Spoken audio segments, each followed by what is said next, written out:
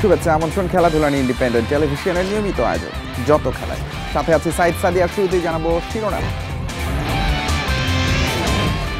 Zimbabwe সিরিজের প্রথম টেস্টে নেই তাসকিন, ডাক পেলেন তানজিম।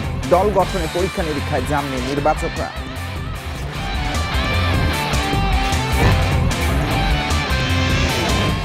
লাহোরে নারী বিশ্বকাপের বাছাই পর্ব শুরু কাল। পাকিস্তান এ দলকে উড়িয়ে প্রস্তুতি সারল বাংলাদেশ। টাইগ্রেসদের প্রথম ম্যাচ বৃহস্পতিবার।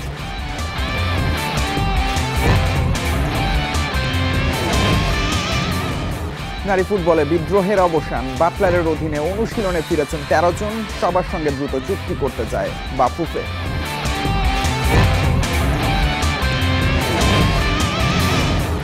ফেড কাপে ট্রাইবেকার রোমান্সে বসুন্ধরাকে হারিয়ে ফাইনালে আবাহনী। ব্রাদার্সকে বিদায় করে দ্বিতীয় কোয়ালিফায়ারে রহমতগঞ্জ।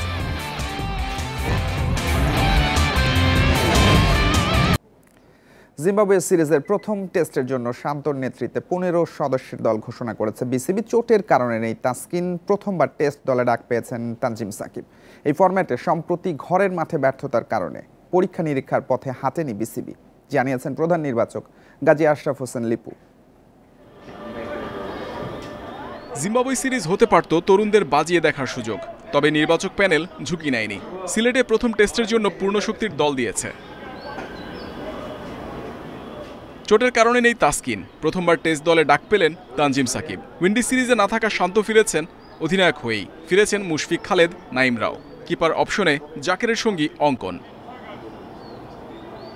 15 সদস্যের 4 পেসারের সঙ্গে 3 স্পিনার। গেল বছর ঘরের মাঠে শ্রীলঙ্কা ও সাউথ আফ্রিকার বিপক্ষে টেস্ট সিরিজ হারে সতর্ক বিসিবি। জিম্বাবুয়ের বিপক্ষে তাই সম্ভাব্য সেরা দল নিয়ে খেলবে বাংলাদেশ। দেশের পারফরমেন্স নিয়ে আমরা যথেষ্ট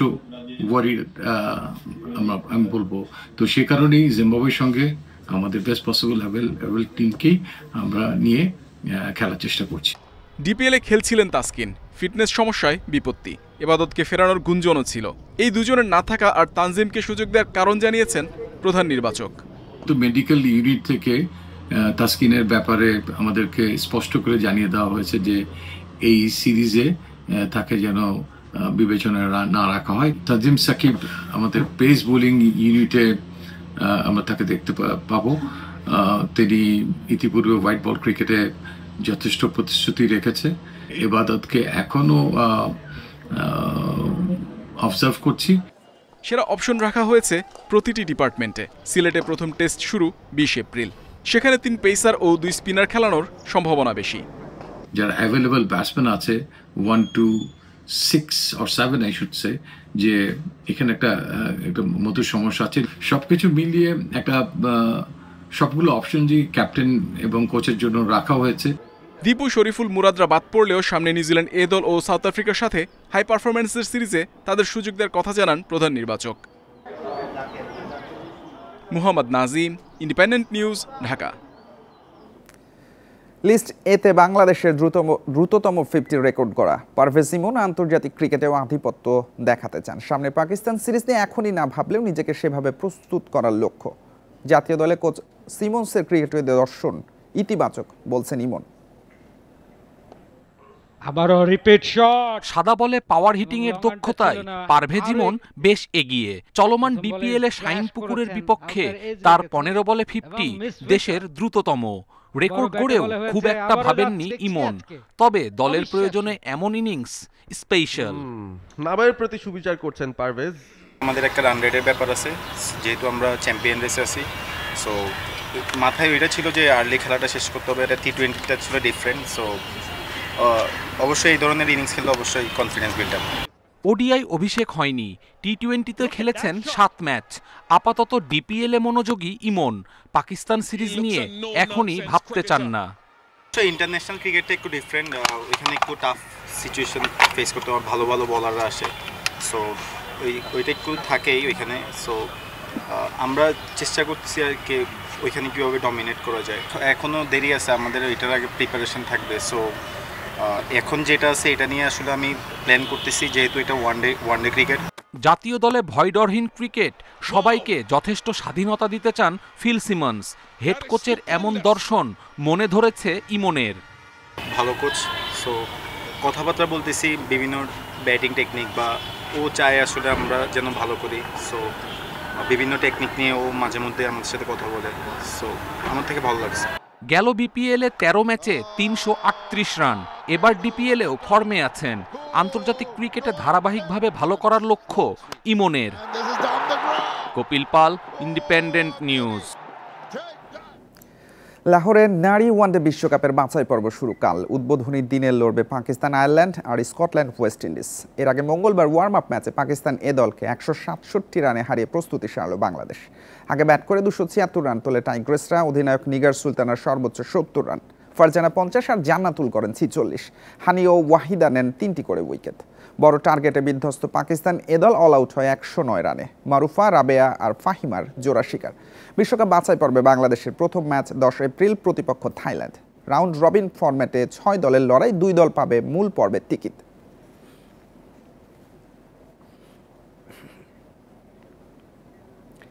আটষট্টি দিন পর নারী ফুটবলে বিদ্রোহের অবসান। কোচ পিটার বাটলারের অধীনে অনুশীলন করেছেন কৃষ্ণা, সঞ্জিদা সহ 13 বিদ্রোহী ফুটবলার। বাকি 5 জনও ফিরতে রাজি। আগামী সপ্তাহের মধ্যে সবার সঙ্গে চুক্তি সম্পন্ন করতে চায় বাফুফে। এদিকে ভুটানের নারী লিগে বাংলাদেশ থেকে ডাক পেয়েছেন আরও 4 ফুটবলার। এমন দিনের অপেক্ষায় ছিল বাফুফে। কোচ পিটার বাটলার ও নারী ফুটবলারের দ্বন্দ্ব মিটেছে। সব ভুলে প্রায় 2.5 মাস পর বাটলারের মাঠের অনুশীলনে কৃষ্ণারা। বিদ্রোহ করেছিলেন 18 ফুটবলার। ঈদের পর প্রথম অনুশীলনে যোগ দিয়েছেন 13 জন। সাবিনা, ঋতু, সুমায়া, মনিকা গেছেন ভুটানে লিগ খেলতে। পারিবারিক কারণে ছুটিতে তহুরা। আমাদের যে নিয়ম শৃঙ্খলা আছে সেটার বাইরে কোনো কিছু করব না। সো আপনারা জানেন যে অনেক সংশয় ছিল, অনেক শঙ্কা ছিল, যেটা কিন্তু আমাদের তরফ থেকে কিংবা প্লেয়ারদের তরফ থেকে নয়, বরঞ্চ আনফর্চুনেটলি বহির্মহল থেকে হয়েছে। তো যখন তারা ক্যাম্পে এসছেন তার স্পষ্ট অর্থ এই যে তারা এসছেন এখানে ট্রেনিং করার জন্য। সো সেই হিসাবে ট্রেনিং শুরু হয়েছে এবং আজকে আমি শুনেছি যে তারা ট্রেনিং করছে। বাটলারের অধীনে অনুশীলন করায় প্রতিশ্রুতি অনুযায়ী সঞ্জিদা, কৃষ্ণাদের সঙ্গে চুক্তি করতে চায় বাফুফে। সময়দের সভাপতি কিন্তু বলেছিলেন যে 55 মেম্বারের সাথে আমরা কন্ট্রাক্ট করব। সো আমরা তো আমাদের কোনো রকম স্টেটমেন্ট থেকে আমরা কথা সরে আসি নাই এবং আমরা ইনশাল্লাহ আসবো না। সো যাদের কন্ট্রাক্ট হয়ে গেছে তারা আছে, যাদের কন্ট্রাক্ট নেই তাদের কন্ট্রাক্ট হবে। এবং আপনি জেনে খুশি হবেন যারা বিদেশে গিয়েছেন তাদের সাথেও কিন্তু কন্ট্রাক্ট হয়ে যাবে। বিদ্রোহ শেষ হওয়ার দিন নারী ফুটবলে আরও সুখবর এসেছে। ভুটান লিগে ডাক পেয়েছেন সঞ্জিদা, কৃষ্ণা, মারিয়া ও শামসুন নাহার সিনিয়র। বাফুফে সবাইকে ছাড়পত্র দিয়েছে। এটাও আমি মনে করি আমাদের মহিলা উইংয়ের একটা বড় অর্জন যে 10 জন প্লেয়ার বাইরের একটি বিদেশের লিগে, বিদেশের মাটিতে খেলতে যাচ্ছে একই সিজনে। So I think it's a great moment for women football in Bangladesh. জুনের শেষ সপ্তাহে মিয়ানমারে শুরু হবে এশিয়ান কাপ বাছাই। সাবিনা, ঋতুসহ 10 সিনিয়র ফুটবলারের থেকে যারা দলে ডাক পাবেন তাদের নিজ খরচে ফিরিয়ে আনবে BAFUFE. Piyas Saha, Independent News, Dhaka. Federation কাপের ফাইনালে আবাহনী রুদ্ধশ্বাস। প্রথম কোয়ালিফায়ারে বসুন্ধরা কিংসকে টাইম ব্রেকারে হারিয়েছে 4-2 ব্যবধানে। এলিমিনেটরে ব্রাদার্স ইউনিয়নকে 2-1 গোলে হারিয়েছে রহমতগঞ্জ।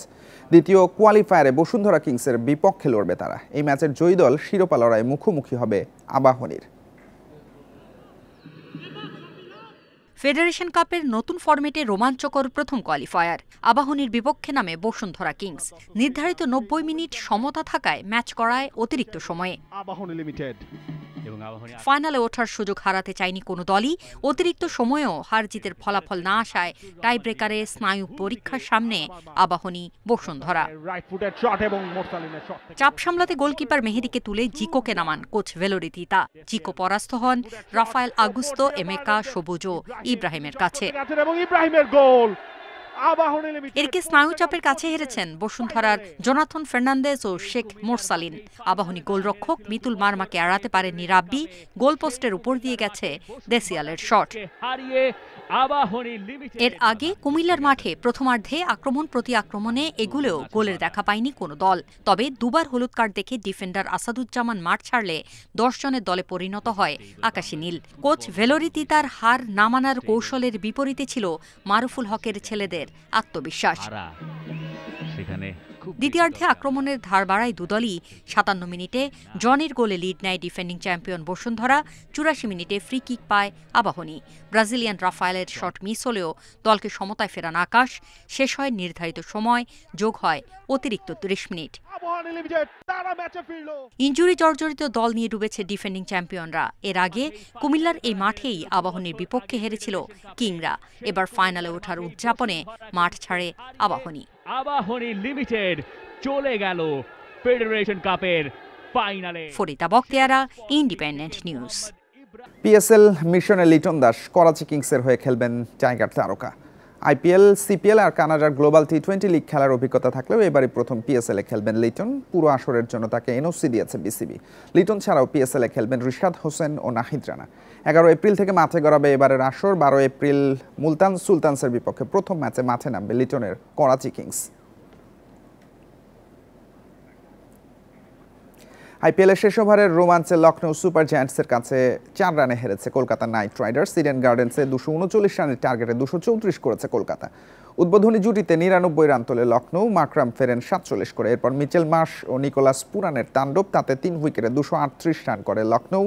৩৬ বলে ৮৭ রানে অপরাজিত থাকেন পুরান। মার্শ ৪৮ বলে করেন ৮১। জবাবে নারিনের ঝোড়ো ৩০ রান। অধিনায়ক রাহানে আর ভেঙ্কটেশ আইয়ার আশা বাঁচিয়ে রাখেন। রাহানে ৬১ আর ভেঙ্কটেশ করেন ৪৫। শেষ দিকে রিঙ্কু সিং জয়ের সম্ভাবনা তৈরি করেন। শেষ ওভারে ২৪ রান দরকার ছিল, ১৯ রান তুলেছে কেকেআর।